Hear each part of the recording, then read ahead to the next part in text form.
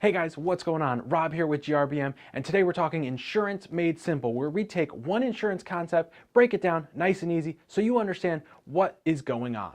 And today we are talking about why the heck the home insurance value on your insurance policy is so high. Now, we get this question often.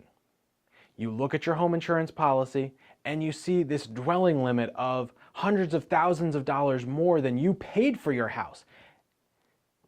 What's the deal? Why is the insurance company, quote, overinsuring your house? Well, the short answer is what you paid for your house isn't necessarily what it would cost if you had to rebuild your house.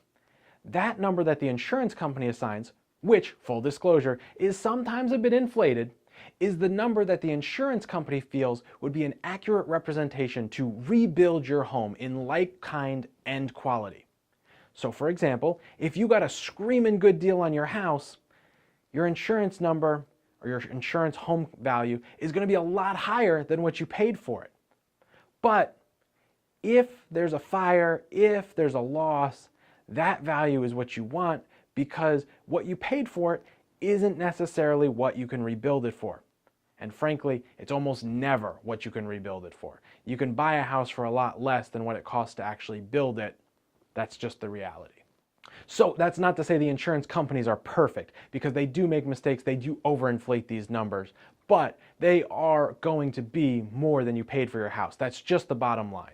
All right, guys, that's all I got for you today. Thanks for tuning in. Take it easy.